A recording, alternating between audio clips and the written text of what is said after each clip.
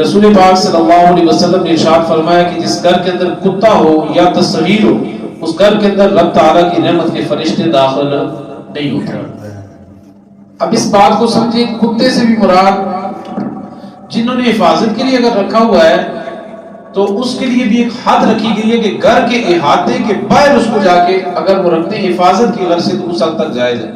لیکن جو شوقیہ طور پہ رکھے جاتے ہیں اور وہ کتے گھروں کے اندر بھی آتے ہیں، گھروں سے مراد جہاں پہ کھانے پکانے کا آپ کا سامان، سونے کی جو بیڈ روم سے وہاں پہ بھی اگر ان کا آنا جانا ہے تو اس سے مراد یہ والا کتا ہے۔ ہاں اگر وہ باہر گھر کی حدود سے باہر ایک جگہ پہ ہے تو پھر اس کے اندر یہ شرن یعنی اس کے اندر قباحت نہیں ہے۔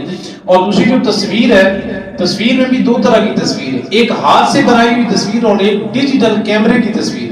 جو ہاتھ سے بنائی ہوئی تصویر ہے اس کا شرن جو حکم ہے، یعنی اس کے بارے میں تو اتنی سخت وعید ہے، جو آج سے پہلے زمانے کے اندر جیسے جب کیمرے نہیں تھے تو ہاتھوں کے ساتھ تصویر بنائی جاتی تھی، تو ان کے بارے میں تو یہ آتا ہے کہ قیامت کے دن اللہ تعالیٰ ان کاتبوں کو یعنی بنانے والوں کو کہے گا کہ آؤ یہ تم نے جو تصویر بنائی ہے اب اس کے اندر روح داخل کرو۔ سمجھ آ رہی ہے؟ تو بڑا شرم ہو اس کے بارے میں سخت حکم ہے۔ اب سوال یہ ہے کہ کیا اس تصویر والے لباس کو مطلقاً حرام کر استعمال کرنا ہی ہمارے لیے جائز نہیں ہے؟ نہیں۔ ایک روایت ہمیں ملتی ہے کہ حضرت عائشہ صدیقہ رضی اللہ تعالیٰ عنہ سے مروی کہ آپ صلی اللہ علیہ وسلم ایک دفعہ آئے تو ایک پردے لٹکے ہوئے تھے اور ان پردوں کے اوپر کچھ تصاویر تھیں۔ آپ صلی اللہ علیہ وسلم نے ناراضگی کا اظہار فرمایا۔